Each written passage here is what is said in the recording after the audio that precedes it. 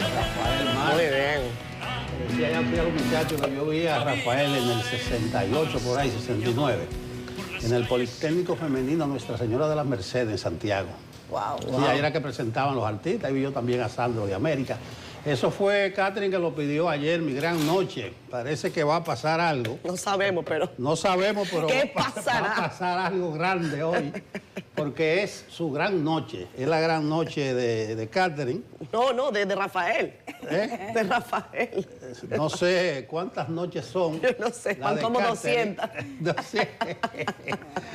Bueno, aquí dejamos las felicitaciones para el final, pero yo la voy a felicitar al principio. Oh, pero de una vez te la pusieron. ¡Qué horror! Uy, gracias, Nelson. Él ahí de cumpleaños. Caramba, ¿qué mes escogió ella? Arrancando, celebrando. Diciembre se arranca con bonche. Bueno, jamón. ya lo adelantamos. Felicidades a Catherine Hernández en su cumpleaños. Gracias, Nelson. Aquí nos cantamos y nos lloramos nosotros mismos. Claro. Bueno, muy bien, muy bien. Buenos días y felicitaciones a la chama. Gracias, en su Nelson. gran día y su gran noche. Hoy es el Día Internacional de la Persona con Discapacidad. Eso fue instituido en los años 90. Es un tema que la mayoría de personas entiende. La persona con limitaciones físicas, motora, por lo menos satisface que el gobierno anunció el lunes, a propósito de la fecha, un plan nacional de discapacidad, un plan decenal del 25 al 35, como se dice, integral, de varias instituciones para apoyar con políticas públicas y promover la igualdad de oportunidades, accesibilidad universal, inclusión. Bueno, ahí está.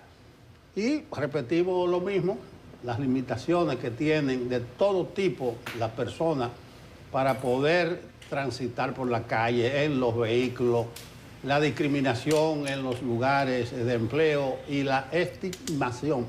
¿Cómo se dice? Estigmatización social. Exacto. A la persona con discapacidad. Voy breve hoy, porque hoy es el día de Catherine, hay que darle la cancha a ella. Ay, no, yo que vengo atenta a ti. Señores, el indulto a Juan Orlando Hernández, el expresidente de Honduras, eso ha sido un golpe mortal y moral. Estuve monitoreando muchos comentarios ayer, ex agente de la DEA. La lucha contra las drogas, el estamento judicial en Estados Unidos, las instituciones en sentido general están de capa caída, están desmoralizadas, porque no es solo que Trump haya dicho que Biden le tendió una trampa, digo, él no dijo qué trampa fue que le tendió Biden, sino que un tribunal de Manhattan lo condenó a 45 años. Casi nada. Decían los fiscales en la audiencia que este señor pavimentó una autopista de cocaína hacia Estados Unidos, protegido por ametralladora. Y está 500 documentado. toneladas. Las toneladas de droga. 500 toneladas de droga, una 500 barbaridad. toneladas. Entonces eso afecta todo el discurso de Estados Unidos, de Trump, lo que se está haciendo, de la lucha contra las drogas. Fue un tribunal de Estados Unidos, fue el estamento judicial. Después de un proceso de años de la DEA dándole seguimiento a todo un tramado en Centroamérica, y miren lo fácil que se despacha Trump. Conjuntamente con la noticia de Trump del indulto, que señores, eso va a traer su consecuencia, el pupilo de Trump en Honduras, entonces comenzaron los números a revertirse en su contra. Nasri Asfura, que estaba ganando ayer por 515 votos y hoy amaneció perdiendo por 20.166 votos con el 75% computado. Hay un Dios en el cielo y miren lo que le pasa, porque ya no dicen Asfura, sino el candidato de Trump, es que dice. Y dice Trump que habrá consecuencias. Vamos a ver qué va a pasar, en qué va a parar esto. Vamos a darle seguimiento a la situación, yo sí me voy a hacer eco de dos cuestiones. El miércoles 25, New York Times, de esas luchas fieras que tienen con Trump, publicó un amplio reportaje sobre los signos de fatiga como evidencia del envejecimiento de Donald Trump. Dice, días más cortos son signos de fatiga. Dicen que Trump comienza a trabajar a las 11 de la mañana y se va a las 5 de la tarde. Trump dijo que eso es fake news, que eso es un pasquín, pero ahí está The New York Times el día 25. En octubre pasado, yo lo comenté aquí, Simon Hersh es un periodista ganador de Pulitzer, que hizo un lío cuando publicó que Estados Unidos fue que bombardeó el gasoducto de Nord Stream. Es un ganador de Pulitzer. Él escribió que asesores de Trump notan disminución de sus capacidades mentales. Y escribió, eso fue el 8 de octubre, lo pueden buscar, que algunas personas cercanas a Trump dicen que el presidente, siempre magistral en el trato con multitudes grandes o pequeñas, ya no es capaz de leer el ambiente. Ya yo estoy por irme por esa línea como se está yendo la sociedad norteamericana. Hay una encuesta de la Gallup del sábado, búsquenla, son hechos duros, que dice que la aceptación de Trump está en un 36% y la desaprobación a su gestión en un 60%. Lo dejo de ese tamaño. Buenos días. Buenos días, Nelson. Buenos días, Yanesi. Buenos días y felicidades a Catherine. Gracias, amigo. Gracias por... Otro aplauso, lo dejamos así. No, está bien, está bien. Ya, está bien. Vamos a dejarlo así. No, yo estoy aquí dispuesto a todo eso. ¿Es verdad? Oh, caramba. Y si le da un chocolate anotado. mejor para comenzar el día. Vamos a ver cómo será la gran noche. La gran noche. Buenos días, amigos que nos sintonizan y que nos escuchan. Hoy, miércoles 3 de diciembre. Simplemente señalar con relación a eso que dices, Nelson, de Honduras, recordar esta declaración del secretario de Estado de los Estados Unidos, señor Marco Rubio, que dice, comillas, refiriéndose a Maduro, comillas, está metido en el narcotráfico. Por cierto, no lo digo yo, no me lo estoy inventando. Esta fue una acusación formal emitida por el Distrito Sur de Nueva York en 2020. Entonces, bueno, lo que dice un tribunal en el Distrito Sur de Nueva York de 2020 es válido para una cosa, pero la sentencia en firme de otro tribunal en Nueva York de 45 años cantada a un narcotraficante, no lo digo yo, lo dice una sentencia de un tribunal. Y además el indulto no implica, desde el punto de vista jurídico, una absolución o digamos, un perdón en el sentido de quitarle el adjetivo por el cual un tribunal lo sentenció. Un narcotraficante vulgar, puro y duro, que esté perdonado, eso es otra cuestión, pero usted lo puede mirar a los ojos y decirle usted es un narcotraficante y no lo van a demandar por difamación. Pero en Honduras la situación está color de hormiga. Increíblemente, porque ayer, justo hace 24 horas, hablamos de una diferencia de 500 votos, y es raro, y corrígeme Yanesi en su momento, es raro ver cómo la tortilla se da la vuelta de una forma así, sobre todo con el proceso cerrado, porque si usted me dice que las declaraciones se dieron como aquella habilitación adicional en el horario de votación que se dio aquí en la primaria del PLD en el 2019, que permitió que la gente siguiera votando en el sur, entonces ya se cogió la seña y se hicieron los votos y pasó lo que pasó, pero aquí las votaciones estaban cerradas y los votos en las urnas. Le deseamos suerte al gobierno, a la sociedad hondureña que merece transitar por el camino de la democracia, el que haya elegido ella. En el plano también del Caribe, el presidente Petro, en una publicación de Twitter del día de ayer, o de X, pues me cayó la cédula ahí, señaló diciéndole al presidente Trump que cuidado, porque atacar nuestra soberanía es declarar la guerra. Cuidado, porque despertará al jaguar. Yo no he leído eso en 100 años de soledad, lo del jaguar, porque él siempre tuitea refiriéndose a García Márquez. Pero en algún sitio de la obra de García Márquez estará un jaguar durmiendo. Pero lleva un poco de razón, indudablemente, el presidente Petro cuando hace este señalamiento, porque lo hace en respuesta a unas declaraciones que dio el presidente Donald Trump el día de ayer, cuando decía que Colombia podría ser sujeto de ataques terrestres. Recordemos que ya hace un par de días había el presidente Trump señalado la posibilidad de iniciar ataques terrestres en Venezuela. Presidente, entonces, no es, el Caribe se está, digamos, calentando. Las aguas del Caribe, a pesar de que estamos entrando en diciembre, se están calentando y ojalá no vaya por ese camino, como ojalá sí vaya por el camino correcto, aunque uno sabe al final qué pasará en esa gran noche que vive el pueblo haitiano. El día de ayer el Consejo Presidencial de Transición aprobó una ley electoral que habilitaría como requisito básico la hoja de ruta para la realización de elecciones en ese país, desde el punto de vista jurídico, de luego, que apenas tendrá 67 días de validez ese Consejo Presidencial. Que hayan condiciones dentro de un par de meses para realizar elecciones, que se pueda ejercer el derecho al voto en condiciones de seguridad. Eso es otra discusión, pero sin el marco jurídico que se aprobó ayer, indudablemente que no se puede realizar, independientemente de que sin lo otro tampoco. En el día de ayer, a propósito de Haití, en el día de ayer, en el tradicional almuerzo de la Cámara Americana de Comercio, Su Excelencia, la embajadora Lía Francis Campos, de los Estados Unidos de Norteamérica, señaló que la inestabilidad en Haití representa una amenaza para la seguridad de la República Dominicana y también para los Estados Unidos. Me comprometo a abordar este tema con el presidente Abinader y con el sector privado para encontrar soluciones que mitiguen la amenaza y ayuden a estabilizar Haití.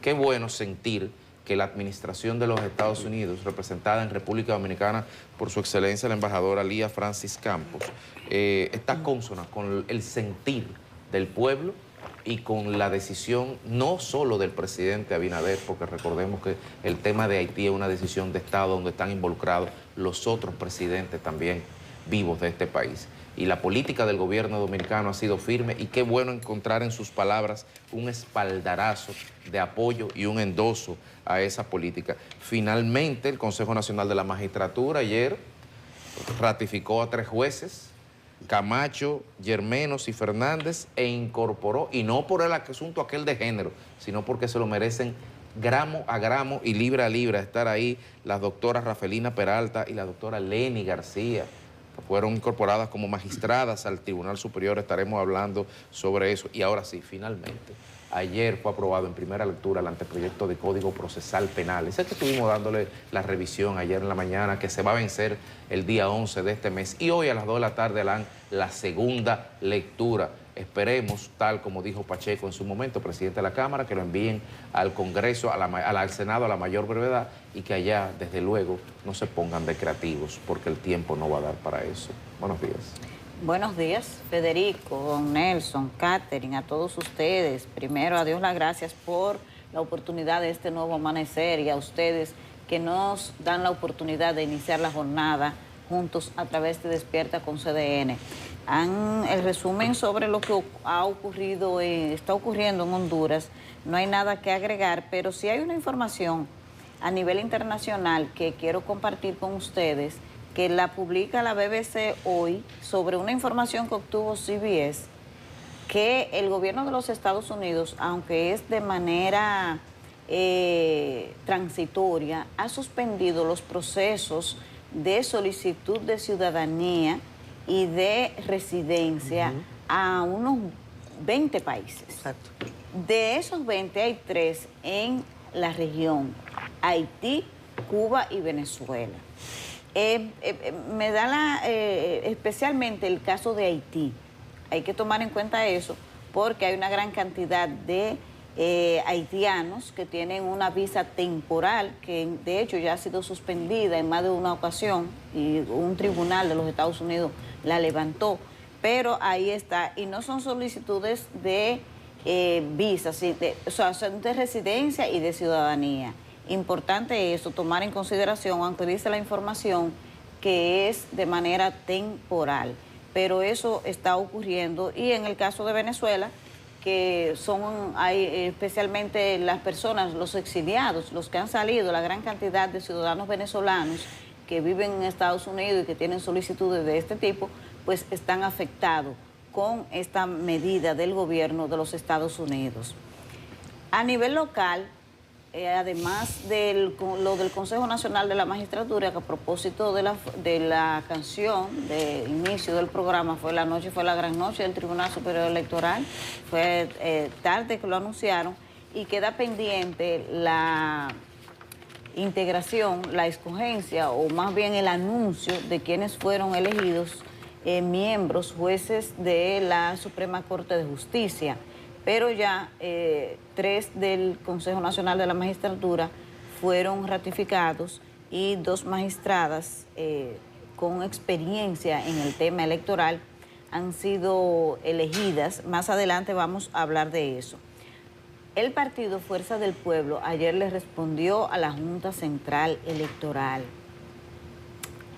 Dice la Fuerza del Pueblo que la Junta tiene que retractarse, o más o menos decir que donde lo que dijo no debió decirlo, y la misma Junta decir que eso estuvo mal. Me parece un pedido como bastante, como muy elevado, sería el término, que no quiero ofender. Sí, porque es verdad, no, la Junta no va a hacer eso, a desdecirse. La Junta no se va a desdecir, aunque hay que decir que tanto la Junta Central Electoral como la Fuerza del Pueblo tienen razón y no la tienen. Primero, porque la Fuerza del Pueblo no convocó un mitin, es verdad que fue una protesta, pero luego lo que la gente vio, no lo que dice la Junta, no, lo que todo el mundo vio fue un acto electoral, y ahí entonces hay desventaja, porque la cosa es difícil de usted construir contra la realidad, construir una narrativa distinta, no a lo que ve la Junta, no, a lo que ve todo el mundo. Pero la Junta Central Electoral también me llama la atención que el marco legal que utilizó para su observación a la Fuerza del Pueblo fue la ley electoral. Sin embargo, la ley electoral entra en vigencia cuando se emite la proclama electoral para los fines de los partidos políticos. En esta etapa del proceso, la ley que está vigente y que se le puede aplicar a las organizaciones políticas es la ley de partidos políticos 3318, y sin embargo no fue así. Hay bastante confusión en esa narrativa, así que eso no va a pasar de ahí, y si tendríamos que dar un veredicto de quién ganó políticamente con ese evento, pues la Fuerza del Pueblo por mucho. La Fuerza del Pueblo salió muy bien parada con su evento gracias a esta amplificación que recibió de la oposición y por la propia intimación de la Junta Central Electoral, que mantuvo un tema vigente, y eso es bueno cuando se trata de política y sonar de esa manera, sobre todo, porque no es que usted tener sonido siempre será positivo. Si es un sonido negativo, pues le va mal. Pero este no fue el caso de la Fuerza del Pueblo, así que tiene victoria política la Fuerza del Pueblo, creo que mucho mayor de lo que pensó la propia organización. Hay mucha creatividad política en estos días. Ayer varios representantes, lo que llama la atención es de dónde proviene la propuesta, diputados del Partido Revolucionario Moderno propusieron habilitar al presidente Danilo Medina, que está jubilado en la Constitución de la República, y del PRM están diciendo que modifiquen la Constitución para habilitar a Danilo. ¿Del PRM? Sí, del PRM. Increíble eso. Ramón Bueno. Y fue más de uno, porque también creo que vi a Ramón Bueno y otro que... Ramón Bueno no es del PRD. No, No, PRM. El PRM. El PRD tiene un diputado. Ya, verdad que tiene uno solo. Por ahora. Uno. Entonces, eso pasó ayer y hoy... ¿Y esa hay travesura? No sé, pero quizá alguien podría colarse por Yo ahí. creo que tú sabes hay qué pasa. gente que Ya, tiene... Nancy, que es que el año se está acabando. Y hay Entonces hay gente que no ha salido en la prensa el año entero ¿Y y quiere salir? necesitaba un sonidito. Digo ¿Será yo. eso? Digo yo. El PRM tiene mayoría absoluta, puede modificar la Constitución cuando quiera. Pero él mencionó algo del candado, no sé a qué viene No eso. entendí eso. Sí, Con del lo de candado Danilo del... mencionó que el candado ese. del presidente. Cuando viene a ver, la gente a veces dice una Quid cosa y en pro el quo. fondo quiere otra. Uno Pero no- eso pasó ayer y hoy hay unas versiones que me parece que no son del todo ciertas, pero parece que hay algún evento vinculado a una presentación de la candidatura presidencial de Gonzalo Castillo por el Partido de la Liberación Dominicana, o de aspirante presidencial. Pero según tengo entendido, son seguidores, dirigentes del PLD que se identifican con la posibilidad de una precandidatura de Gonzalo Castillo, que van a presentar, a decirle públicamente, a pedirle que se presente. Hasta donde tengo información, no es que Gonzalo Castillo estaría en ese evento, es lo que me han dicho, no estoy del todo segura de que sea así, pero me luce más esto que la posibilidad de que Gonzalo vaya a presentar oficialmente una candidatura presidencial. Pero así anda la política, es fin de año, dice Catherine, hay gente que necesita sonar. Buenos días. Bueno, buenos días. Hay gente que está haciendo su balance. Gracias, compañeros, por sus felicitaciones. Gracias al equipo técnico también, al equipo de producción, a Kelvin, a todos los que de una manera u otra están festejando conmigo esta nueva vuelta al sol, este cumpleaños que además me gusta celebrarlo y arrancarlo con ustedes en la mañana temprano. Sí, será una gran noche. Los días de cumpleaños suelen ser grandes noches, pero avancemos entre la dinámica informativa para pensar un poco en lo que está pasando, revisando el panorama. Ayer se tenía expectativa con este anuncio del presidente Donald Trump que se vendió desde el punto de vista informativo por algunos medios de comunicación como que sí iba a ser un gran anuncio en el despacho Oval, en la sala Roosevelt y tal. No ocurrió de esa manera. No vimos un gran anuncio, lo que vimos fue una reunión del gabinete de gobierno del presidente Trump en el que se señalaron pues varios asuntos. Vi muchas groserías, malas palabras allí en el gabinete y hacía yo una suerte de paralelismo y yo decía, ¿cómo estamos llegando allí? ¿Cómo se cualquierizan términos como el H de lo que ustedes saben, como si nada, ¿no?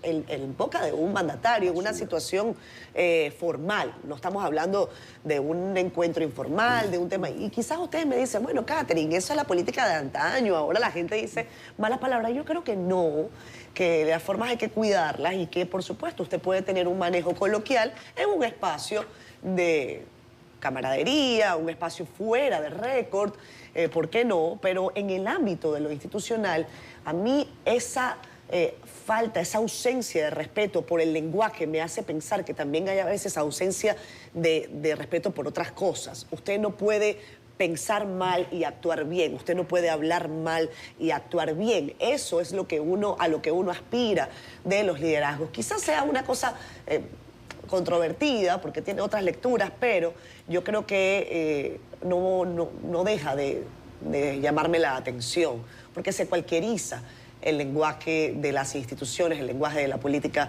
a nivel internacional.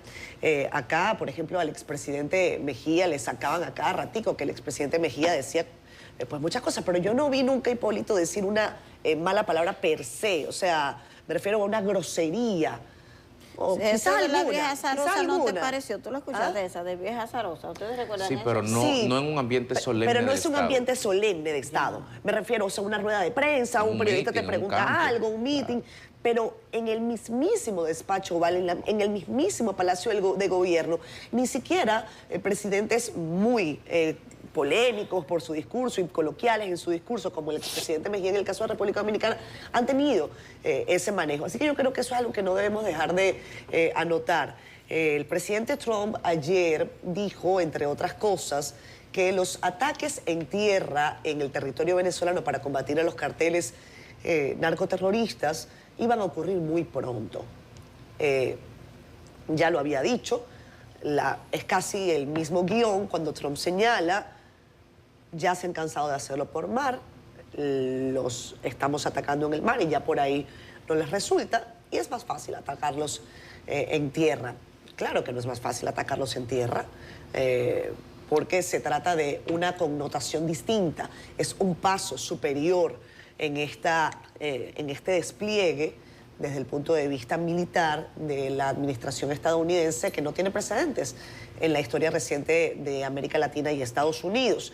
Pero al final de la rueda de prensa,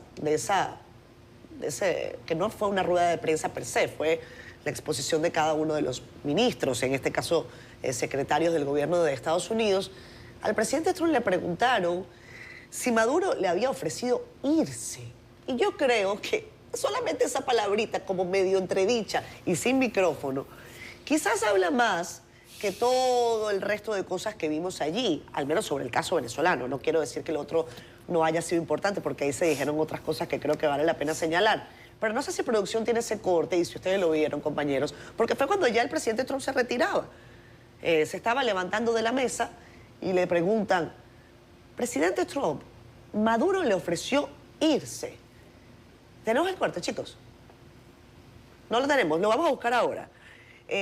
Mientras tanto, mientras los muchachos consiguen ese pedacito, le dicen también, entre otras cosas, al secretario de Guerra Hegseth, le abordan sobre el tema de las narcolanchas. Recuerden, y Nelson lo señalaba ayer, que hay varias,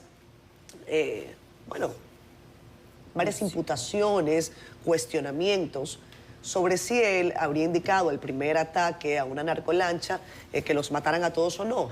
El presidente Trump salió a defender a Hegseth al principio en unas respuestas que le dio a los periodistas en el avión presidencial y dijo que Hegseth no había dicho eso, que no habían sido sus palabras, y le atribuyen la orden a un puesto medio, un puesto comandante, en este caso de la Fuerza Aérea. Pero Hegseth dice que eso va a continuar, que apenas están empezando los ataques.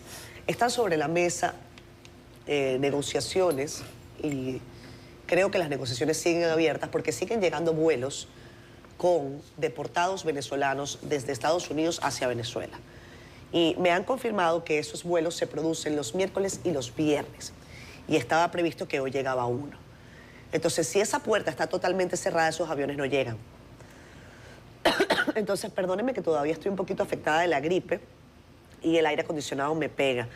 En lo que el equipo de producción consigue ese cortecito de Trump, ojalá lo tenga, me llamaron la atención varias cosas ayer de del discurso de la embajadora de Estados Unidos, Lía Francis Campos. No dejó de mencionar su apego a la fe cristiana, a los valores cristianos del pueblo dominicano. Dice que eso es un gran compromiso, que es una gran coincidencia entre lo que es su profesión de fe y lo que ella considera que son los valores estadounidenses y los principios que dice se rigen en República Dominicana. Dice, yo no tengo temor de decirlo, yo soy una mujer respetuosa del Señor Jesucristo, y arrancó por ahí. Después de saludar, fue prácticamente el primer argumento que dio la embajadora. Creo que eso es algo también de mencionar. Recuerden que la primera visita de la señora Campos en República Dominicana fue a la Catedral Primada de América y ha dicho que no ha tenido tiempo de ir a los pueblos, pero que a misa se ha ido todos los domingos. Entonces, bueno, ahí no hay claros oscuros, o sea, es una línea clarísima de la representante de la política exterior del presidente Trump. Lía Francis Campos dijo, ya voy a pedir el corte de Trump, ahora aguántenme ustedes, muchachos, porque cambié el tema un poquito, que ella tiene 3 pilares de política exterior, lo vamos a hablar un poco más adelante: hacernos más seguros, hacernos más fuertes y la prosperidad. Y ha dicho que si bien es cierto que existe el tema America First, eso no quiere decir de ninguna manera que no se pueda pensar en el principio de Dominican Republic First, y que America First no es America alone, América sola. Así que bueno, esas son algunas de las pinceladas, hay muchas más, fue un discurso muy interesante. Y veamos entonces al señor Trump cuando yéndose le preguntan, Maduro le ofreció irse, véanlo. Come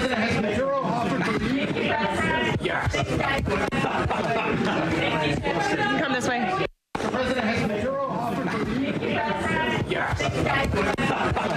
Ahí está. Él dice, he will. He will. Es como... Le faltó decir cuándo. Porque... Claro, no, dice he will. Maduro, pero le dice, Maduro le ofreció irse. Entonces, la pregunta no es Maduro se va. No, la pregunta es, Maduro le ofreció irse. Él dice, he will, lo hará. Veremos.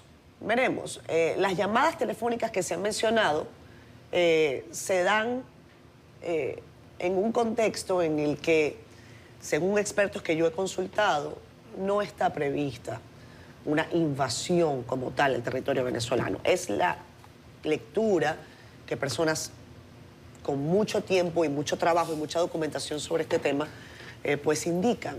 Pero eso no quiere decir que no hayan otras cosas sobre la mesa, negociaciones. Amanecerá y veremos si será la gran noche o no. yo creo que hay mucha gente cantando esta canción de Rafael en estos días. Raiza Álvarez está lista para darnos el detalle de que está en la portada del periódico El Caribe. Raicita querida, muy buenos días, estás hermosa. Así es, muy buenos días compañeros, buenos días a toda la audiencia de Despierta. Iniciamos este vistazo por el periódico El Caribe con Magín Díaz, ministro de Hacienda, invitado este miércoles en el almuerzo de El Caribe y CDN. Durante su participación, el funcionario resaltó que el déficit fiscal es manejable. Además, analizamos la escogencia de los jueces del Tribunal Superior Electoral, además de la elección de los jueces de la Suprema Corte de Justicia. También tenemos los detalles de la participación de la embajadora de los Estados Unidos en República Dominicana, quien manifestó que viene al país para fortalecer los nexos y dice que no permitirá la politización de los temas comerciales. Y cerramos la portada con el inicio de la Autoferia Popular, en esta versión con tasas desde los 7.25%. Además habrá un amplio inventario que incluye 76 modelos híbridos y 65 eléctricos. Además, en la contraportada hablamos de deportes y del Mount Pleasant, que conquistó la Copa del Caribe 2025. El equipo superó 3-2 en el marcador global a OIM FC y se convierte en el segundo club jamaiquino seguido en coronarse campeón. Ahora pasamos a nuestro portal digital cdn.com.do, donde usted podrá informarse de las noticias más importantes del país y el mundo, como esta de la República Dominicana, que registra más de 67.000 denuncias por violencia y 51 feminicidios este año, de acuerdo al informe de la Procuraduría General de la República. Además, continuamos con el reclamo por un estudiante ultimado por un compañero de escuela. Los familiares del joven piden a las autoridades que se haga justicia. Y cerramos con Gustavo Petro, que invitó a Donald Trump a Colombia para mostrarle cómo combatir las drogas sin misiles. Así que les invitamos a que visite nuestro portal digital cdn.com.do y además adquiera El Caribe para que esté enterado de estas y otras informaciones en todo momento. De mi parte es todo, mantenga la sintonía con Despierta.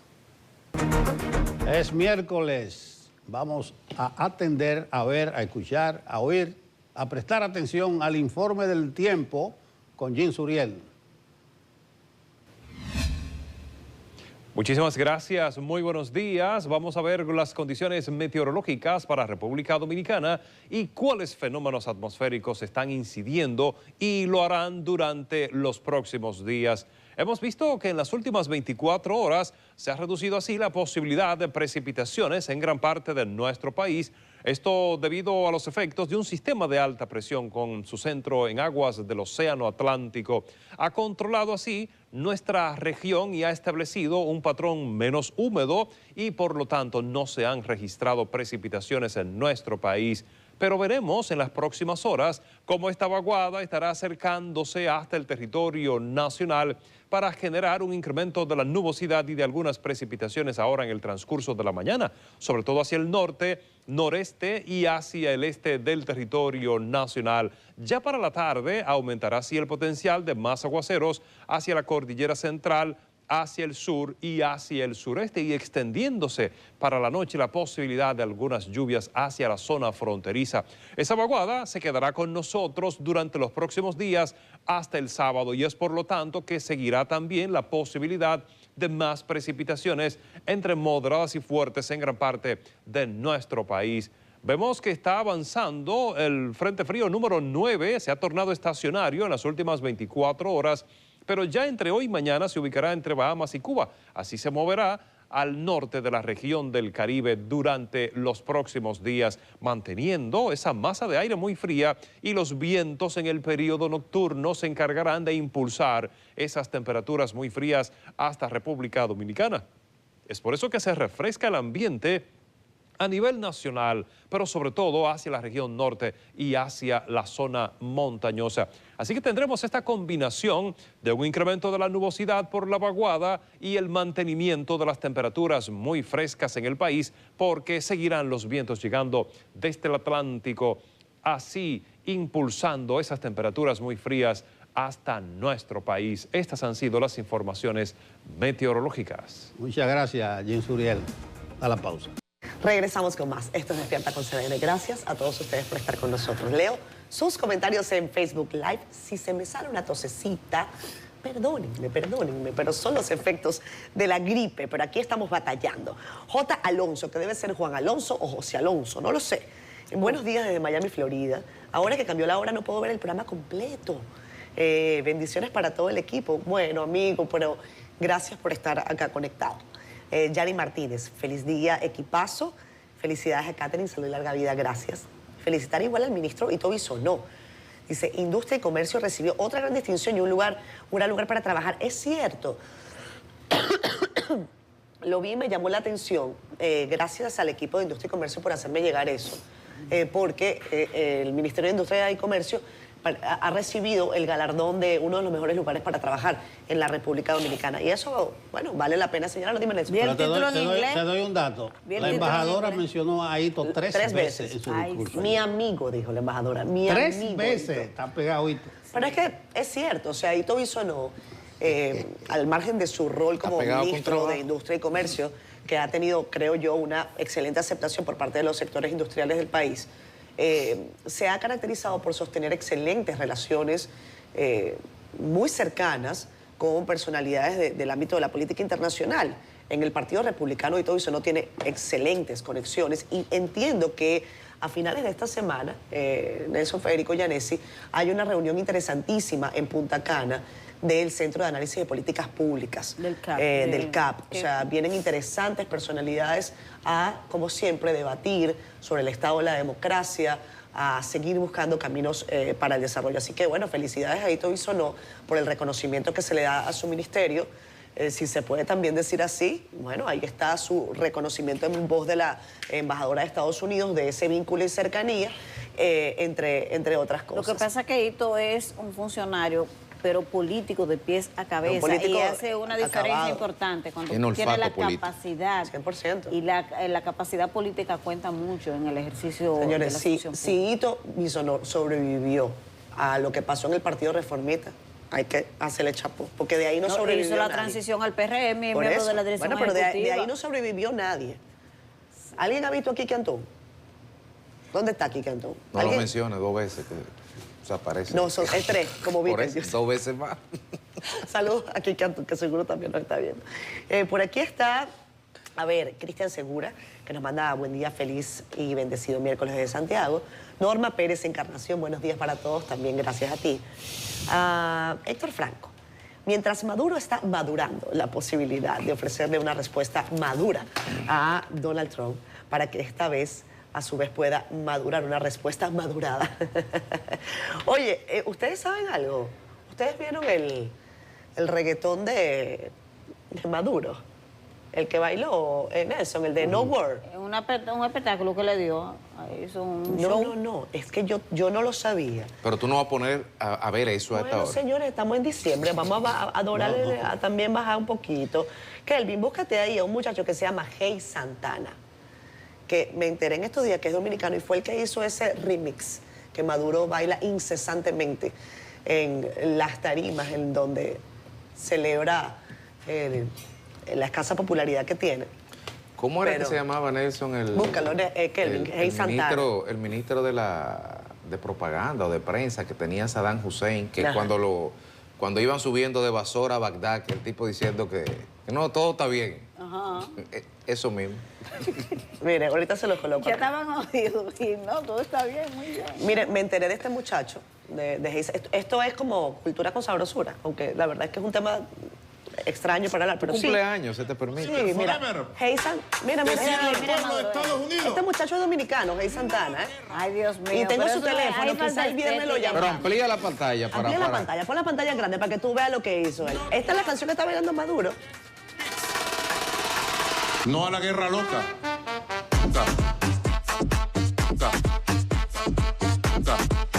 No crazy. No crazy girl. No.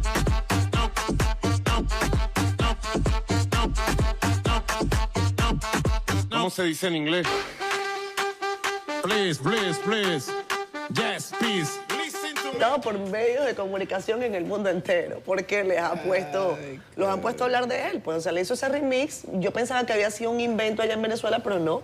Está fabricado y cosechado aquí mismito, en la República Dominicana. Sigo con sus comentarios rapidito. Josie Martínez, buenos días, Catherine, feliz cumpleaños. Hay que entretenerse en algo. Un abrazo. Hay que entretenerse, sí, eso es parte de... además, cuando usted está muy presionado, lo mandan a bailar. Claro. Porque como no puede Y dormir, reír. tiene que bailar.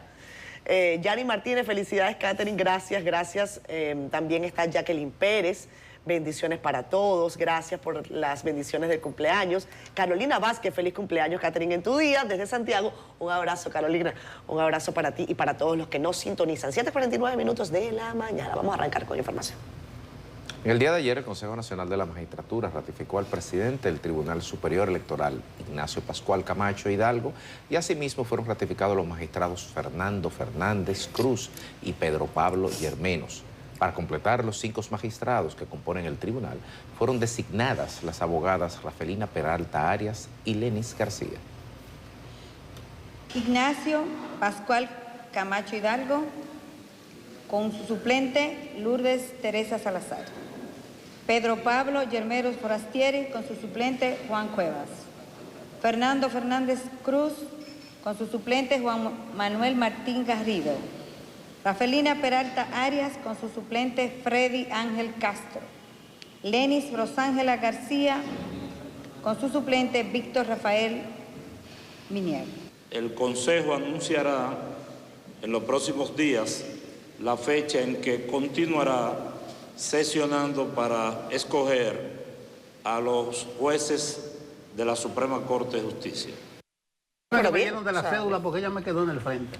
Bueno, ahí vimos la historia de la elección de los jueces del Tribunal Superior Electoral por 4 años, según la Constitución de la República, que repitió el presidente de ese tribunal. Sobre las 2 nuevas magistradas, decir que Rafaelina Peralta tiene una amplia experiencia en tema electoral. De hecho, ya había sido miembro del Tribunal Superior Electoral junto en el periodo en que Román Jaques fue presidente del Tribunal Superior Electoral y también fue miembro de la Junta Central Electoral cuando eran 2 cámaras, cuando era la Cámara Contenciosa, que fue lo que luego se convirtió en el Tribunal Superior Electoral. Por lo tanto, hay mucha experiencia acumulada allí. En el caso de la magistrada Rafaelina Peralta, que tiene como suplente a Freddy Ángel Castro, que fue suplente en la Junta Central Electoral, y un abogado y catedrático con una amplia experiencia en materia electoral. En el caso de Lenis García, ella fue directora de partidos políticos durante los últimos 4 años en la Junta Central Electoral, y ahora de nuevo estaba ocupando esa posición en la Junta y queda designada jueza titular del Tribunal Superior Electoral. Pero a mí me llama la atención porque ella hace un tiempo fue designada en una comisión que designó conforme el presidente Luis Abinader y que encabeza el doctor Milton Rey Guevara para revisar la legislación en materia migratoria. Ella está en esa comisión. Yo no sé si quedará ahora fuera. De hecho, esa comisión había prometido en una entrevista que dio aquí don Milton Rey Guevara que va a presentar el informe del trabajo que se ha hecho en materia de legislación sobre ese tema. Pero sí hay mucha experiencia en temas de político y electoral en la integración con las 2 nuevas juezas del Tribunal Superior Electoral. Mira, poca cosa, solo contigo acordar lo de Rafaelina Peralta Arias. La conozco muy bien, incluso de su vasta experiencia. Ella era directora del Registro Civil. Sí, claro. Cuando comenzó el cambio, al principio de Tuvo la oficialidad de la 1 también. Entonces la conozco, pim pum, yo meto O sea, experiencia tiene y mucha. Sí. No, y la integridad de esa La persona. integridad también. Integridad, la conozco muy bien. Hasta vecina mía fue en un tiempo. En un tiempo se hubiera dicho que ella es una designación política. Juan Rafael Peralta Romero, ustedes se acuerdan, que es un viejo roble del Partido Reformista de la línea noroeste, su papá. Entonces, claro. Y se decía, cuando ella estaba ahí, la nombraba. De Santiago Rodríguez. No, sí, ahí estoy de acuerdo, si está en sintonía cuente con nosotros, porque la persona, no solamente de ética y de integridad, sino que conozcan es su trabajo, porque ese ha sido su mundo en los últimos 30 años. Cuidado sin más. Entonces corroboro eso. No sé qué pasó con Camacho Hidalgo, que lo ratificaron como presidente. No es que estuviera mal, pero la información que uno tenía era que él aspiraba a la Suprema. Bueno, yo no sé. Me dijeron que él aspiraba a otro puesto y lo ratificaron. No sé si es un premio de consolación, pero también el Tribunal Superior Electoral creo que se ha manejado en lo esencial, en lo fundamental, sin mucho ruido ni contaminaciones políticas. Lo que yo creo es eso. Entonces saludo a los nuevos integrantes, a Lenny García, sé quién es ella. No he compartido mucho en base a su experiencia, su historial, pero bien que se haya pasado esa página y usted no escuchará hoy a nadie con algún pero con esa designación, la ratificación de 3 y las 2 nuevas designaciones. Mire, nos queda muy poco tiempo para el tema del análisis, pero no queremos dejar de colocar para ustedes la historia rapidito de lo que fue la locución, bueno, el mensaje de la embajadora de Estados Unidos en el país, Lía Francis Campos, ante el escenario de la AmCham. Vamos a escuchar precisamente la historia que preparó para nosotros nuestro compañero, Jonan González. Ven. La embajadora de los Estados Unidos en el país, Lía Francis Campos, aseguró que la administración del presidente Donald Trump está comprometida con fortalecer la seguridad fronteriza nacional ante la inestabilidad que se registra en Haití. Me comprometo a abordar este tema con el presidente Abinader y con el sector privado para encontrar soluciones que mitiguen la amenaza y ayuden a estabilizar a Haití. La meta sería que los haitianos puedan vivir y disfrutar de su país, uno que sea pacífico y seguro, que también se lo merecen.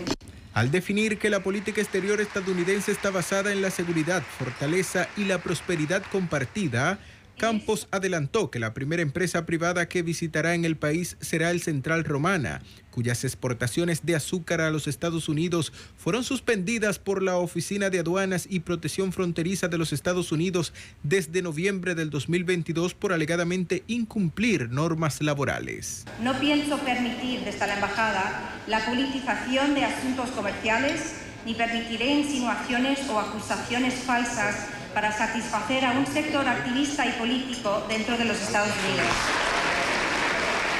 Además, en momentos en que se cuestiona la autorización concedida a los Estados Unidos para operar aeronaves militares en aeropuertos dominicanos, la representante política de esa nación en el país aseguró que se encargará de reflejar la creencia en la soberanía que tiene el presidente Donald Trump en todo lo que haga su misión en el territorio nacional. La embajadora habló sobre los referidos temas en el marco del almuerzo de Acción de Gracias organizado por la Cámara Americana de Comercio, donde también felicitó al país por los avances en materia de combate contra la trata de personas y, entre otros aspectos, reconoció el trabajo de Politur para preservar la seguridad de los turistas. Jonan González, CDN. Bueno, con claridad, transparencia, firmeza y coherencia y en perfecto español, perfectísimo español, la embajadora de los Estados Unidos dio este mensaje ayer en la Cámara Americana de Comercio. Y es válido y hay que escuchar todo lo que ella diga porque estamos hablando de la representante de nuestro primer socio comercial y nuestro gran aliado. En el día de ayer el Banco Central publicaba la proyección de los ingresos de la economía dominicana, 45.000 millones de dólares, y cuando usted los desglosa en los 4 grandes subrubros, en todos Estados Unidos es el principal colaborador y sostenedor. Entonces estamos hablando de que en materia general esto se llama una gestión estrecha de colaboración basada en el respeto mutuo, como dijo la embajadora, y en el reconocimiento de la soberanía. Son mensajes importantes en un contexto crítico e importante, así que saludamos sus declaraciones. Bueno, como les decía en la parte inicial, interesante que Lía Francis Campos dé este discurso, la embajadora de Estados Unidos, porque uno puede comprender hacia dónde y cómo va a proceder su ejercicio diplomático en la República Dominicana. Mencionar su fe cristiana apenas después del saludo, deja clarísimo que esa profesión de fe va a estar permanentemente en la agenda de la diplomacia estadounidense en la República Dominicana. Y ella dice, yo no tengo ningún temor en decir en voz alta que temo del Señor Jesucristo. Es una declaración interesante porque, tal y como ella señaló, no es habitual ver a diplomáticos sostener este hilo discursivo y hacerlo de una manera pública, independientemente de que profesen algún tipo de religión. Dice Lía Francis Campos que sus pilares en política exterior va a ser hacernos más seguros, más fuertes y el avance en la prosperidad. Interesante que haya mencionado el tema de America First, no quiere decir America Alone. Eso también, por supuesto, abre paso para que República Dominicana siga explorando los principios en los que puede conseguir una mejora en las relaciones comerciales con Estados Unidos. Ha dicho la embajadora incluso que ella valora como positivo iniciativas creativas, como el tema de los semiconductores, a lo que ha dicho vamos a estar apoyando permanentemente esto. Pero la perla del discurso de la embajadora fue el tema de los open borders, de las fronteras abiertas, y ha dicho que la administración del presidente Biden en su país mantuvo esta política y que fue una política que ellos consideran errónea porque, según señalan, millones de personas ingresaron a su país de una manera irregular y no estaban dispuestos a pegarse a los valores y principios de Estados Unidos. Lo que ha sido clave para la República Dominicana en este discurso es que confirma, al menos desde su perspectiva, y habrá que ver si a lo mejor la embajadora pueda dar más detalles sobre esto, que habían presiones permanentes de la administración Biden sobre el gobierno de República Dominicana para que se estableciera una política similar a la que ellos mantenían en Estados Unidos del llamado Open Borders o fronteras abiertas.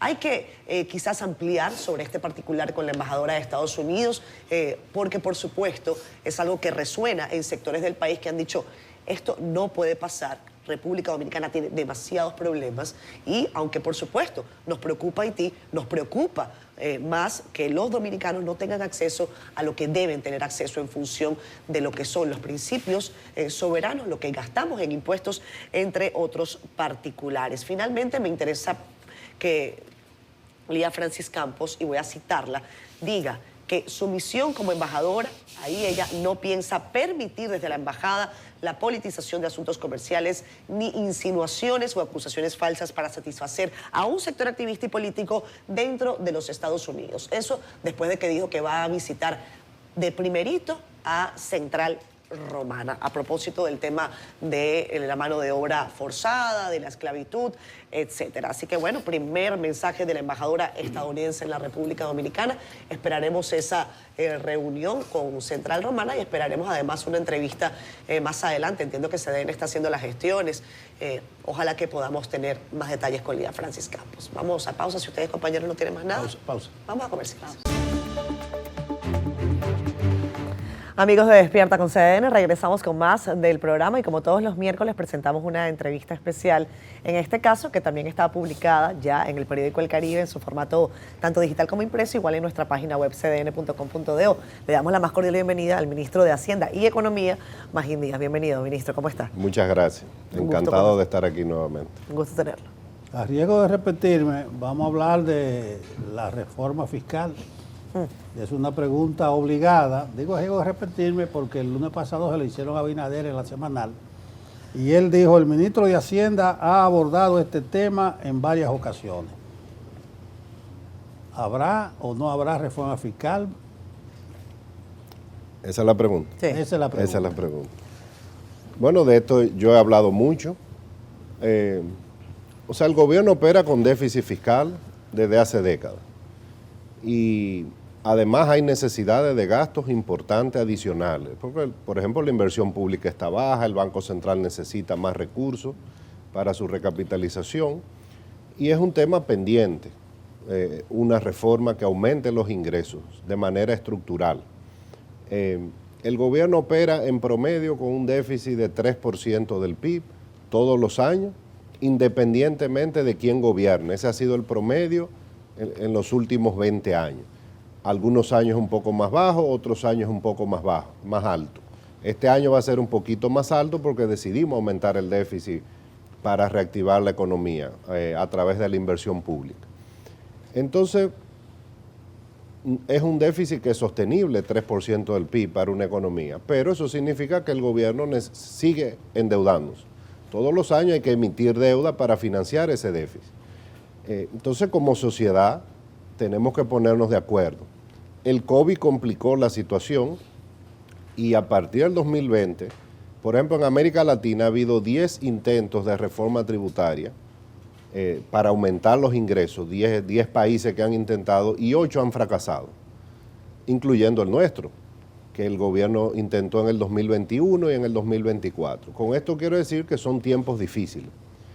Pasó en Colombia y los países se han decantado por hacer reformas pequeñas, aumentando 1 o 2 impuestos.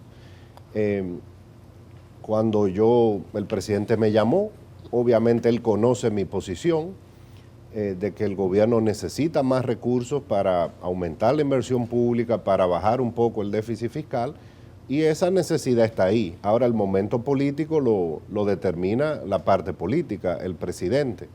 En el Ministerio de Hacienda y Economía, como él mismo lo dijo, eso es parte del trabajo diario. Nosotros es algo que estamos estudiando permanentemente y que yo lo hacía antes de estar en el gobierno. Y me tocó hacerlo cuando estaba en el gobierno anterior.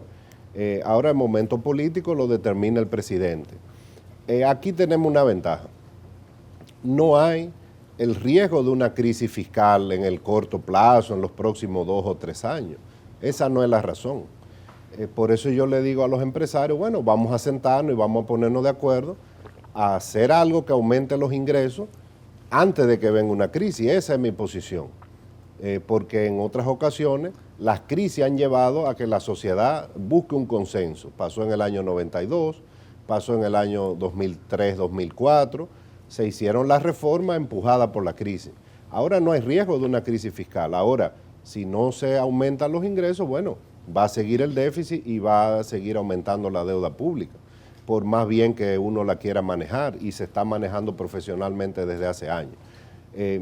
Entonces, si fuera por mí técnicamente, ya el momento pues está cada vez más cerca. Ahora, no he hablado del timing con el presidente. El presidente nos hemos enfocado en otros temas.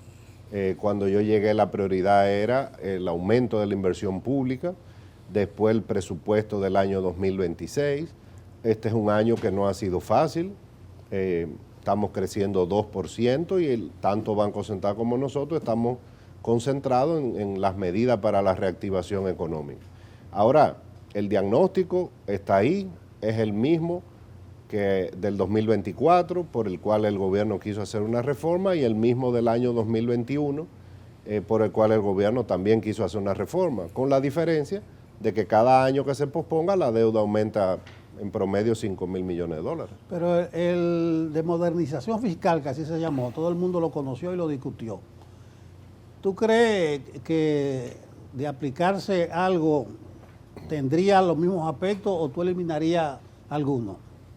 Bueno, yo analicé muy bien ese proyecto, justifiqué la necesidad, estando fuera de gobierno, de que se necesitaba.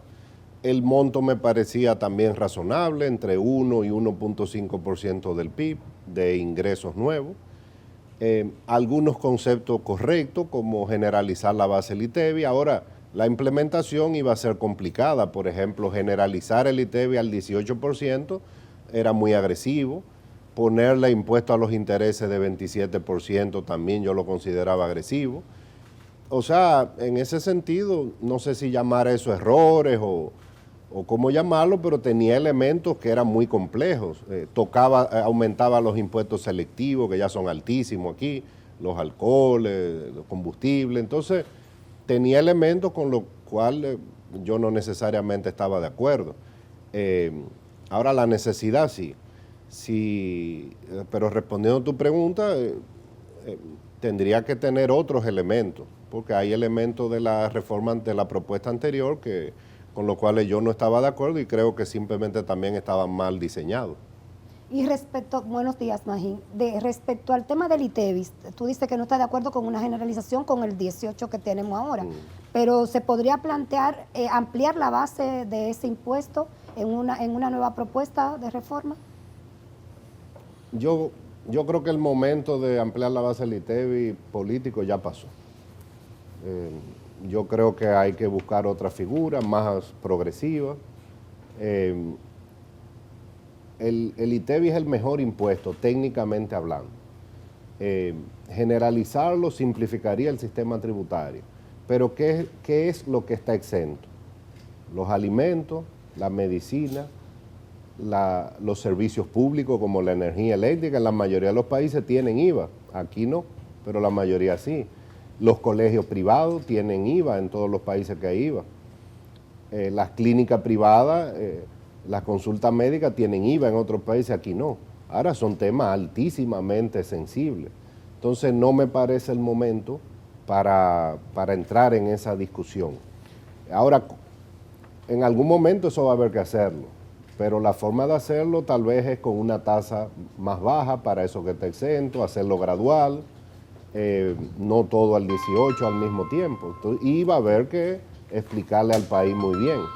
Y los países que han generalizado el IVA lo que hacen es que dan compensaciones a los grupos del 30% más pobre de la población, incluso 40% más pobres, para compensarle el IVA que pagan, para que nada más afecte a una parte de la población que es la de mayores ingresos. Pero yo creo que no es el momento de tocar el ITEVI ahora, ¿no? Políticamente. Ministro, buenos días. Gracias por estar aquí. Adicional a su calidad de ministro de Hacienda y Economía, usted fue director de Impuestos Internos también. Entonces conoces bastante bien esa faceta. Varios sectores en aquel fallido intento de reforma de octubre del año pasado planteaban que antes de aumentar los impuestos había que aumentar la eficiencia recaudatoria del Estado y disminuir la evasión fiscal. Entonces, en ese sentido, pueden coexistir, en el supuesto de que se pueda implementar una reforma, pueden coexistir las dos modalidades. ¿Y cuál es la velocidad en el tiempo que conllevaría eficientizar la mejora recaudatoria? ¿Y cuándo se pueden ver resultados tangibles? Porque no es tan lento como una reforma, por ejemplo. Bueno, vamos a ver. Sí, pero como tú dices, al yo haber pasado por la DGI, ¿verdad?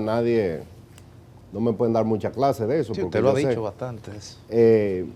Y yo creo que también le sirve mucho al Ministerio de Hacienda, porque a veces cuando uno está solo en Hacienda y no ha pasado por DGI, ve el mundo muy diferente, uno lo ve como de la estratosfera, y la DGI vamos a decir que es el mundo real. Entonces, ahora voy a decir varias cosas. Una es que no hay administración tributaria que pueda resolver un problema estructural. O sea, aquí, independientemente de que se haga todo para mejorar la administración, hay que hacer una reforma que simplifique el sistema tributario, que haga más fácil la vida del recaudador. Entonces hay que hacer las dos cosas, mejorar la administración, pero tomar medidas que ayuden a la administración desde el lado de la política tributaria. Ahora, lo más sensato que puede hacer un gobierno, si va a hacer una reforma, es poner sobre la mesa una mejora de la eficiencia recaudatoria, de que se van a tomar medidas para controlar la evasión y el fraude fiscal. Porque tú no le puedes hacer a la gente pague más al que siempre pague. No, hay que hacer una lucha seria, profesional, ética contra el fraude tributario. Eso implica seguir profesionalizando la administración tributaria, usar las herramientas tecnológicas. Hay herramientas como la factura electrónica, la trazabilidad de alcoholes, que se puede extender a otros productos, pero lo menos que puede poner sobre la mesa un gobierno tiene que poner dos cosas sobre la mesa si le va a decir a la población que van a aumentar algunos impuestos. Una lucha contra la evasión y el fraude fiscal seria, y también un esfuerzo del lado del gasto público, que el gobierno lo está haciendo, se están fusionando instituciones, etcétera. Lo que pasa es que mágicamente eso no va a hacer bajar el gasto público. Lo que se está haciendo es que los ahorros que se consiguen de un lado se utilizan para otras cosas, como para inversión pública, por ejemplo. O sea, aquí no hay margen para bajar el gasto público, eso tenemos que estar claros. Pero sí para mejorar, gastar en partidas que no son eficientes y usarla en partidas más productivas, eso sí. Entonces el gobierno, parte del paquete tiene que ser una lucha contra el fraude fiscal seria.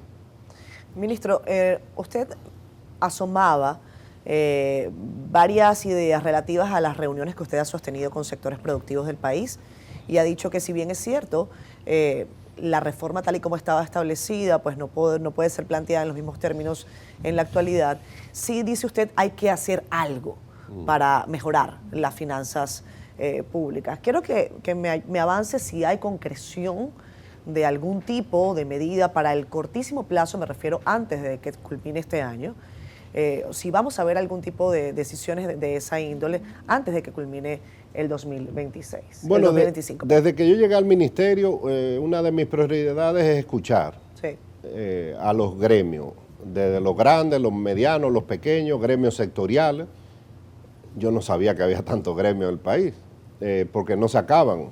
Hoy tengo yo reunión con varios diferentes. Algunos los he tenido que recibir varias veces porque ya representan sectores muy grandes. Algunos van con propuestas concretas, otros no, otros solo te dan... Yo siempre he dicho que a un gobierno no se le puede pedir lo imposible. A veces el sector privado le pide lo imposible a un gobierno, o sea, baje la nómina pública en 200.000 personas, eso no es razonable. Ahora, yo creo que hay un consenso de que se necesita mejorar los ingresos de manera estructural. El problema aquí no es de nivel de gasto público. Sí. El COVID nos ha dejado con un gasto público. Antes del COVID era alrededor de 17% del PIB, 17,5%. Ahora está en 19,5%, 2 puntos más, con menos inversión pública. Entonces, eso es normal que pase después de una crisis, pero ese es el nivel de gasto que desde hace décadas están sugiriendo los organismos internacionales. Lo que pasa es que el nivel de ingresos está alrededor de 15% y a veces con ingresos extraordinarios que no se van a repetir. Entonces, los ingresos hay que aumentarlos de manera estructural, pero no hay, ni yo tengo una propuesta concreta. Obviamente me he pasado la vida con un gran equipo analizando figura por figura. Sabemos cuáles pudieran utilizarse, pero lo que queremos es que eso se discute en su momento y que se llegue a un mayor consenso, sabiendo que consenso, no es que todo el mundo esté de acuerdo. Pero repito la pregunta, antes de 2025 veremos algún tipo de medida concreta para el tema de recaudación. Bueno, esa pregunta es excelente, pero es para el presidente, porque es una decisión política. Antes de 2025, que culmine el 25. Claro. Esa pregunta es para el presidente, pero usted le ha propuesto al presidente que haga algo antes de que culmine el año. Hasta ahora no. Vamos a ir a una pausa. ¿Tenemos un minuto? Sí, antes de la que pausa. Es un minutico nada más lo que nos queda. Sí. Usted es hombre del sistema, Magín. No puedo pedirle que haga nada fuera del marco del sistema, como ponernos aquí a teorizar el que pague más, el que tenga más. Con aquel proyecto de modernización fiscal se dijo que golpeaba a la clase media. Por eso sonaron tanto los calderos. ¿Usted tiene algo diferente cuando hablamos de las excepciones fiscales? Cuando hablamos de los subsidios, principalmente el eléctrico, ¿usted está en capacidad de sugerir cosas que le meta el pico a los sectores más poderosos, los que más pueden? Bueno, hay que ver. Vamos a ver tu pregunta tiene varias aristas. Hace 20, 30 años, cuando se hacía una reforma tributaria, la preocupación eran los pobres. Si tú vas a aumentar los impuestos, ¿qué hago con los pobres? No había mecanismo de compensación tan eficiente como lo hay ahora, no solo aquí, sino en el mundo entero. Pero eso se resolvió desde hace varias décadas con los programas focalizados, las tarjetas, ya todo es electrónico. El problema, sobre todo en la última década, los últimos 15 años en América Latina, es la clase media. Porque nosotros no somos un país pobre, somos un país que la clase media ha aumentado de manera gigantesca en las últimas 2 décadas. Entonces, la mayoría de la población es clase media, lo que pasa es que la clase media es muy amplia, clase media alta, clase media media, clase media vulnerable. Entonces, tú hacer una reforma que no toque al 60, 70% de la población es difícil. Y esa ha sido la dificultad que han encontrado todos los países. No son los pobres que salen a protestar por una reforma, es la clase media, ahora que es la mayoría de la población. Entonces es un reto diseñar una reforma así, porque si se hace una reforma para cobrarle al 1% más rico de la población, no da suficiente, hay que hacerlo, pero no da lo que se necesita recaudar.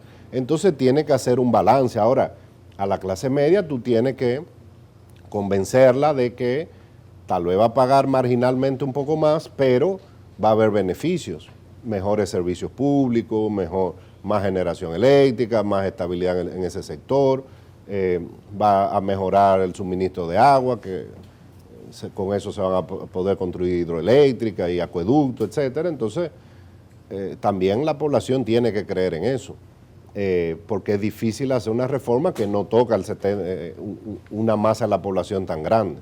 Entonces, es complicado y por eso es que en la mayoría de los países ha sido muy difícil hacer una reforma en los últimos 6, 7 años, desde la explosión social que hubo en Chile. Chile no ha podido hacer una reforma. Colombia al final lo que ha hecho es aumentar el impuesto sobre la renta a las empresas, que en algunos casos es 38%. Para el sector financiero. Ecuador hizo lo mismo más o menos, a ponerle un sobreimpuesto a algunos sectores. Entonces, es difícil, pero ese es el gran reto. Ahora, tú tratas de diseñar en esta época, y es la recomendación de todos los organismos internacionales, que tenga un sesgo progresivo, que el que más tiene, pues pague marginalmente más. Vamos a hacer una pausa, ministro, ahora sí. Hacemos pausa comercial acá en Despierta y ya regresamos con más de esta entrevista especial. Quédese con nosotros. Regresamos con más Despierta con CDN. Hoy conversamos con Magín Díaz, ministro de Hacienda y Economía de la República Dominicana. Albanelli, familia. Ministro, hemos visto este año el alza en la tasa de cambio. ¿Cómo eso ha impactado en el pago de la deuda que tiene el país con organismos internacionales en moneda, en dólar? Hasta ahora no ha impactado porque el tipo de cambio ha sido un poco más volátil, pero en promedio todavía está por debajo de la tasa promedio que se utilizó para hacer el presupuesto. O sea, teníamos presupuestado los recursos necesarios en pesos para una tasa promedio más alta que la que ha habido este año. O sea, no ha tenido impacto. Yo no tengo preocupación por el tipo de cambio. Es un tema que maneja el Banco Central, pero yo tengo permiso del gobernador para hablar de variables macroeconómicas porque soy macroeconomista. Pero no tengo preocupación. El Banco Central, la última vez que vi la semana pasada, tenía 14.500 millones de dólares de reserva. Y un Banco Central con esa cantidad de reserva te asegura que no haya una crisis cambiaria. Ahora, el mundo cambió.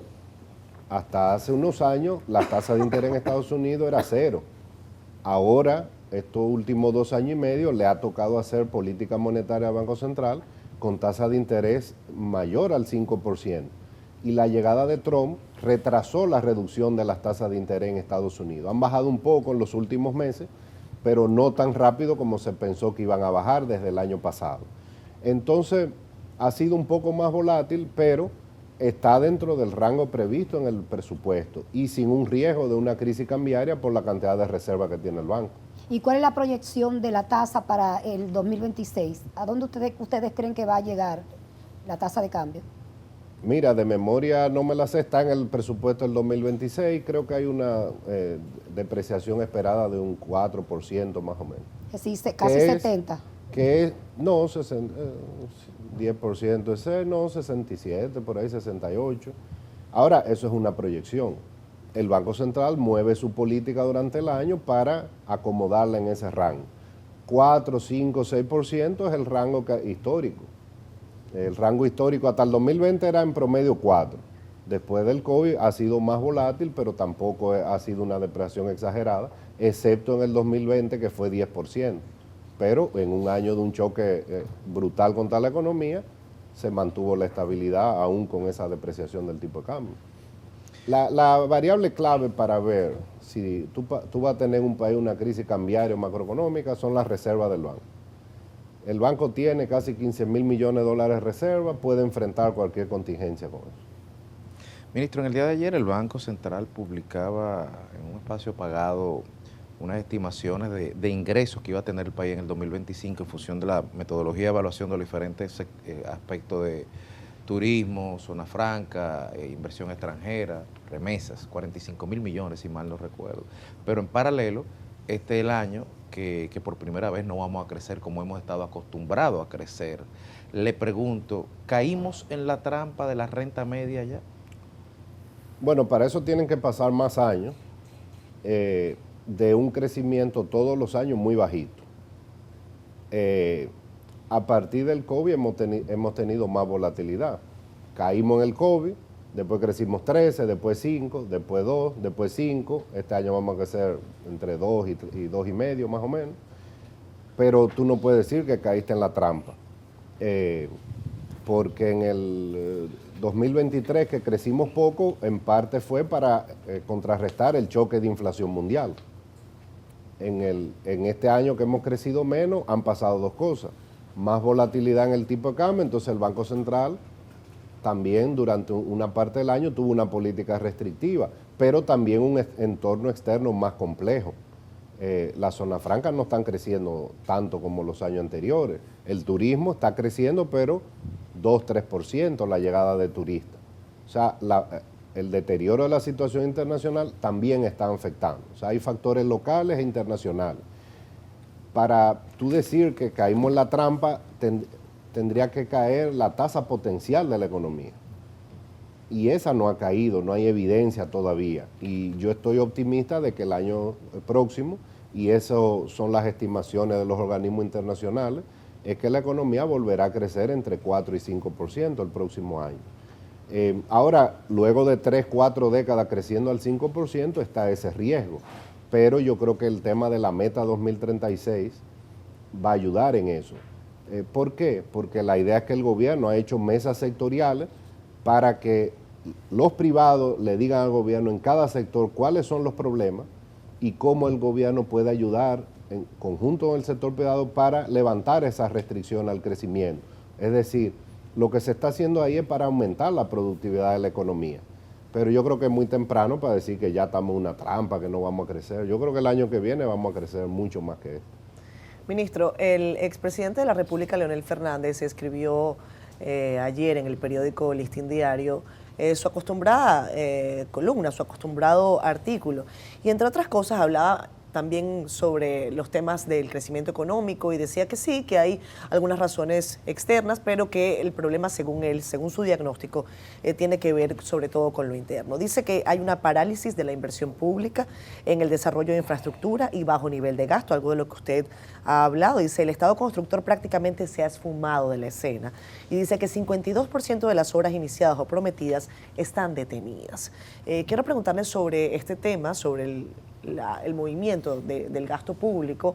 Sé que ha sido una de las premisas de su trabajo y si usted está haciendo seguimiento a ese particular.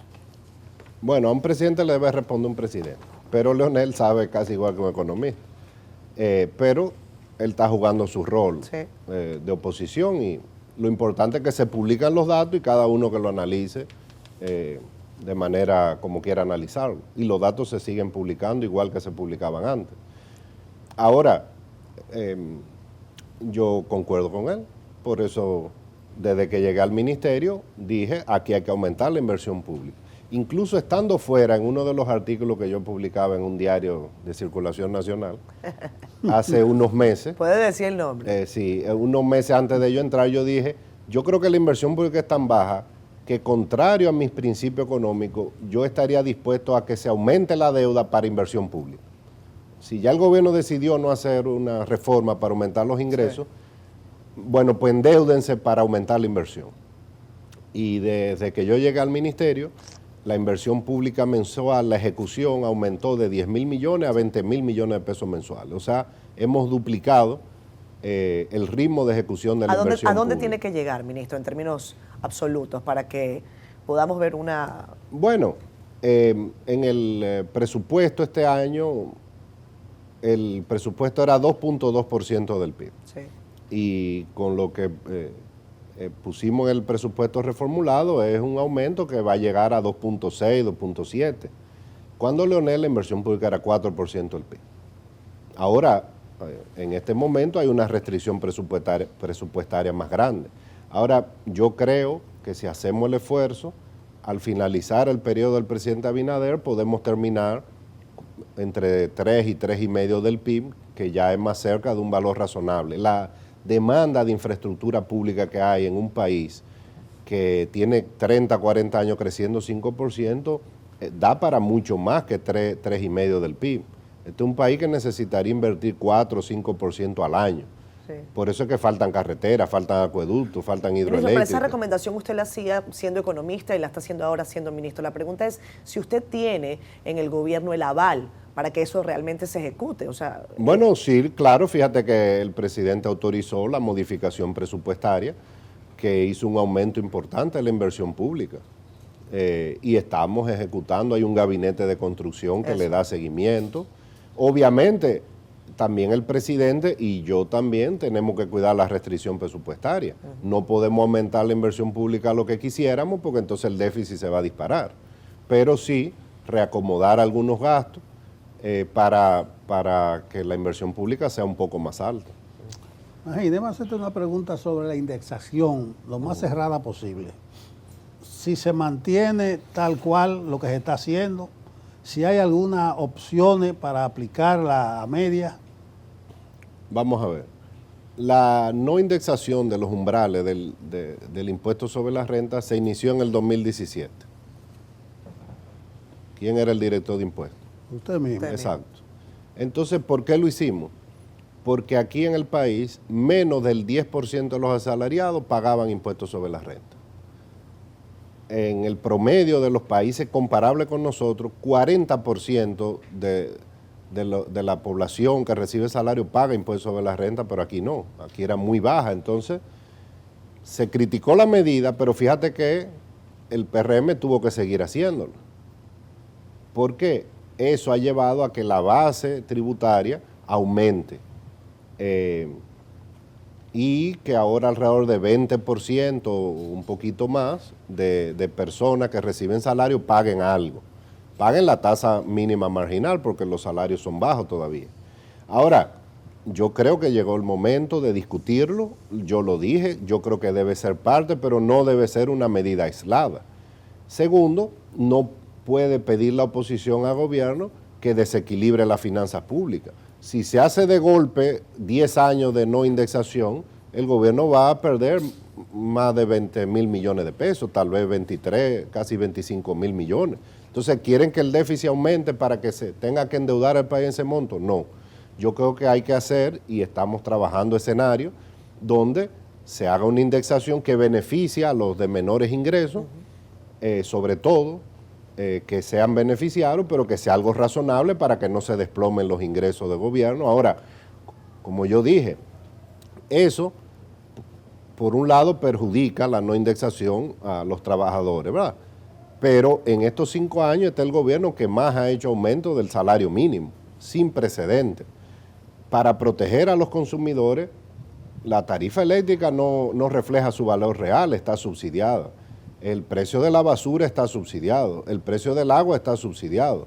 O sea, el valor del IPI de las propiedades no se ha puesto al valor de mercado para no darle ese choque de precio a los dueños de vivienda, porque no van a poder pagar el IPI. O sea, hay una medida que sí está perjudicando, pero hay 20 medidas que se han tomado para beneficiar a los consumidores. Entonces vamos a hablarlo de todo, vamos a hablar del paquete, porque esas medidas que se toman para beneficiar a los consumidores también contribuyen al déficit fiscal, pero nadie quiere tocar eso.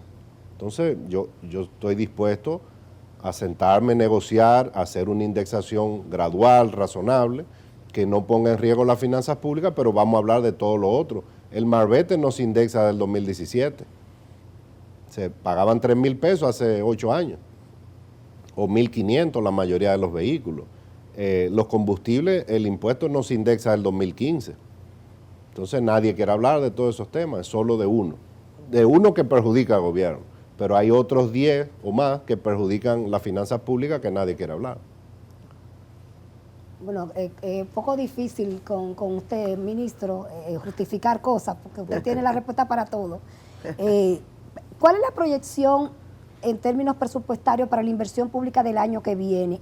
Y otra cosa, usted habla de que al finalizar 2025 vamos a tener un aumento en la inversión pública.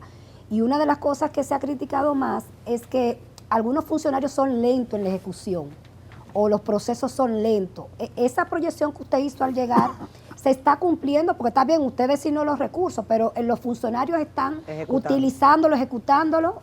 ¿Cómo está esa parte? Bueno, la primera parte es más fácil, lo proyectado. Lo que tenía el gobierno proyectado en su plan de mediano plazo, de aquí al infinito, era presupuestar 2.2% del PIB para inversión en los próximos años. Haciendo un esfuerzo. Sin moverlo de ahí. Sin moverlo porque no hay forma, sin que aumente el déficit. Ya el año que viene presupuestamos 2.5% del PIB. Si tenemos ingresos adicionales por alguna razón, lo que yo le he dicho al presidente es que eso tenemos que dirigirlo a inversión pública. O sea, ya de entrada hicimos un aumento de lo que estaba previsto para el año 2026. De ahí no debería bajar. Como yo te dije, la ejecución de la inversión se ha duplicado desde el 15 de julio a la fecha, desde que yo llegué, porque ha sido una política de Estado. Modificamos el presupuesto, están ejecutando, Obras Públicas va ejecutando muy bien, el MIBET va ejecutando muy bien, INAPA ejecuta muy bien, Wellington Arnaud, un funcionario altamente eficiente, Carlos Bonilla, el ingeniero Eduardo Estrella, o sea, los principales están ejecutando muy bien. Y también se le da seguimiento, hay un gabinete de construcción que se reúne toda la semana para darle seguimiento. Entonces, yo creo que sí, que vamos a terminar ejecutando.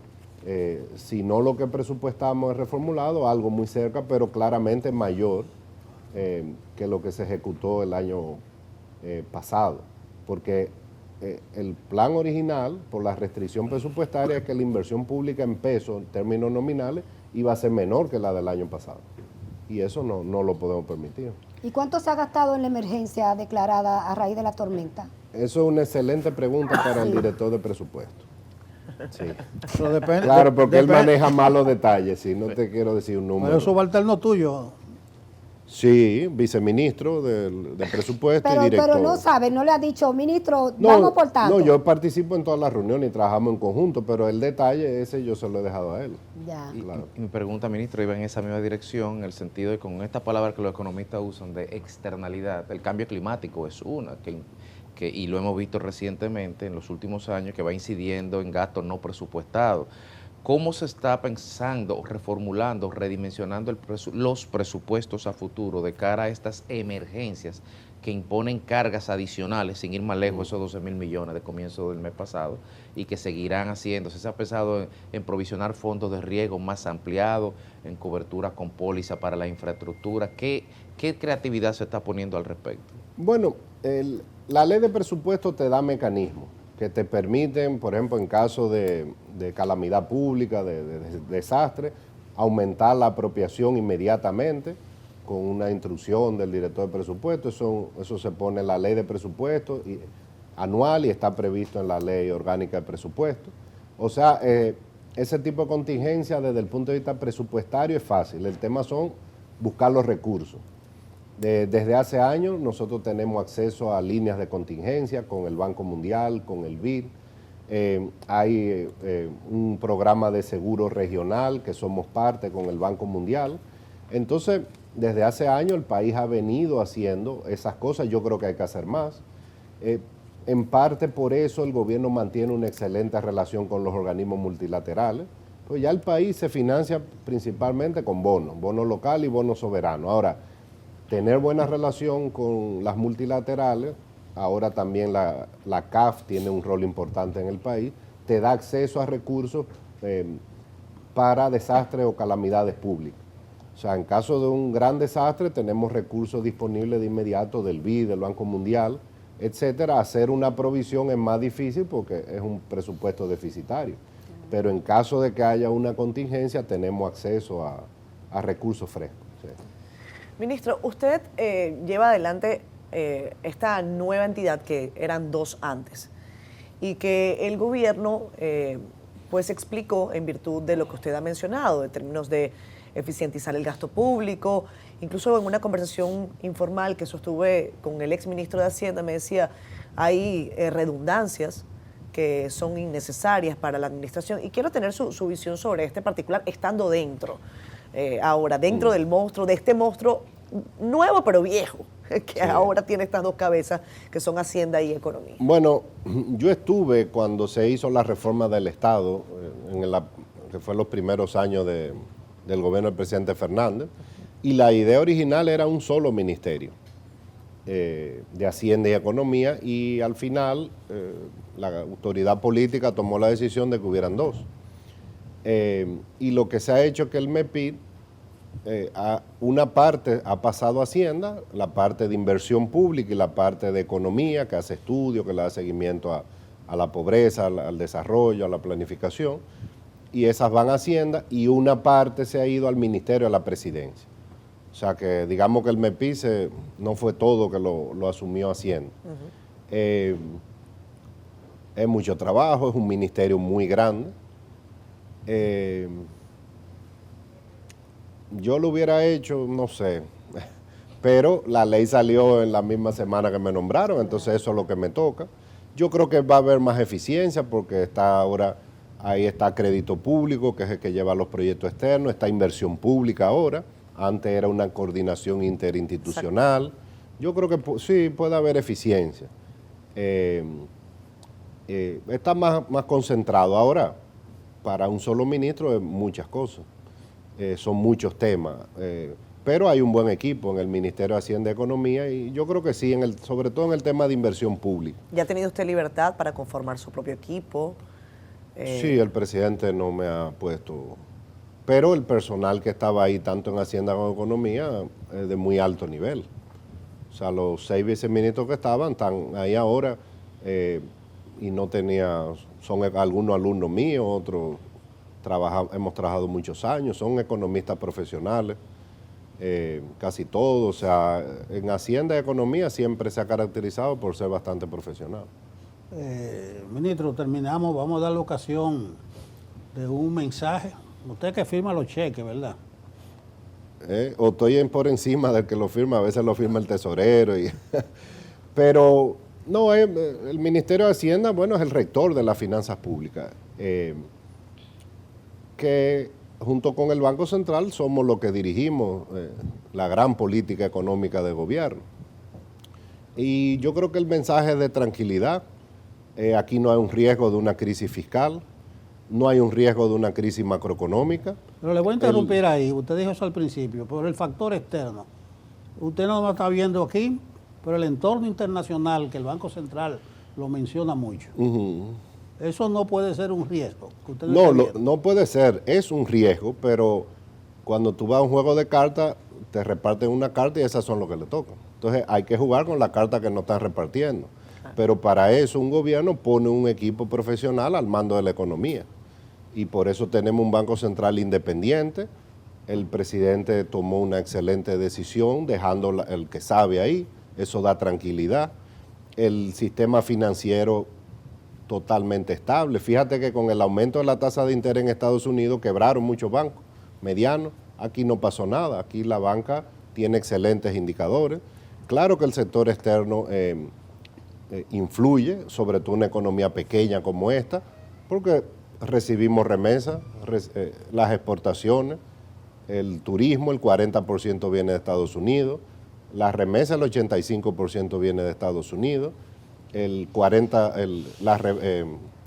remesa, turismo, la inversión extranjera va muy bien. Y las exportaciones. Las exportaciones de zona franca, 75% van a Estados Unidos, o sea, claro que ha afectado la incertidumbre que hay, pero bueno, para eso tú tienes tu equipo económico, estamos trabajando coordinado con el Banco Central, y más que la estabilidad macroeconómica, que la hay, sin duda, hay estabilidad social en el país. Y eso es algo que tienen ya muy pocos países de América Latina. Por eso yo he dicho que lo que vayamos a hacer, si vamos a hacer algo, va a ser algo gradual y razonable, que nos asegure la estabilidad económica, pero cuidando la estabilidad política y social, que ya muchos países la perdieron y nosotros somos de los pocos países que tenemos las tres cosas. Ministro, muchísimas gracias por habernos acompañado esta mañana. Continuaremos la conversación y la publicaremos en el periódico El Caribe y también en cdn.com.do.